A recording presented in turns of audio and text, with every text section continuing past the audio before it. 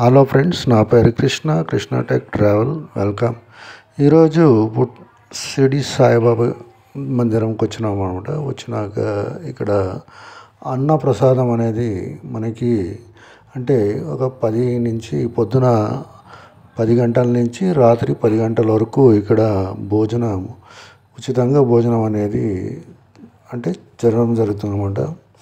ఇక్కడ మెయిన్గా ఇంతకుముందు వీడియోస్ కానీ నేను ఒక ఆల్రెడీ లాస్ట్ 3 years బ్యాక్ వచ్చి పోవడం అంటూ జరిగింది. మెయిన్గా ఈ వీడియో వేయడానికి కారణం ఏమంటే ఇది ఒక వీడియో వేయలేదన్నమాట. దాని నుంచి ఈ వీడియో అప్లోడ్ చేసి వేస్తున్నాను. నా బర్త్డే అని రావడం అంటూ జరిగింది. బర్త్డేకి రావాలనుకున్నాను కానీ 2 days డిలే అయిపోయింది. ఇక్కడ మెయిన్గా చపాతీ, రైస్, తర్వాత దాల్, ఇట్లా 2 రకాలు 3 రకాలు వేసి ఒక స్వీట్ అనేది ఇక్కడ మనకి ప్రతినిత్యము కొన్ని వేల మంది భక్తులకి ఇక్కడ ఫ్రీగా సర్వ్ చేస్తారనమాట.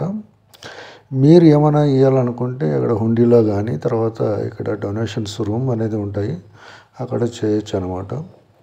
ఇదే మెయిన్.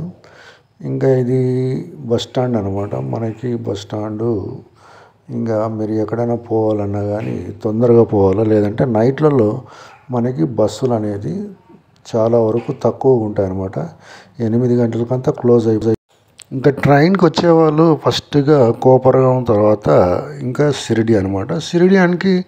షిరిడిలోనే మనకి ఒక 5 kilometers వస్తుంది అనమాట. తర్వాత కోపరగాం వచ్చి ఒక 25 kilometers వస్తుంది. అక్కడ మీరు ఏది చాయిస్ అంటే మీకు ఏది అనుకూలంగా ఉంటే ఆ ట్రైన్స్ పట్టి మీరు ఆ టైమింగ్ చూసుకొని పోండి, లేదంటే చాలా కష్టము. మెయిన్గా మనకి రిజర్వేషన్ అనేది చేసుకున్నట్లయితే బాగుంటుంది.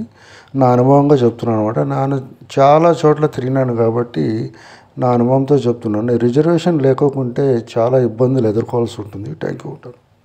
ఉదాహరణకి ఈ ట్రైన్ చూడండి, ఇక్కడ చాలామంది మనకి లాంగ్ పోయే డిస్టెన్స్ చాలామంది కాబట్టి చాలా రద్దీగా ఉంటుందన్నమాట.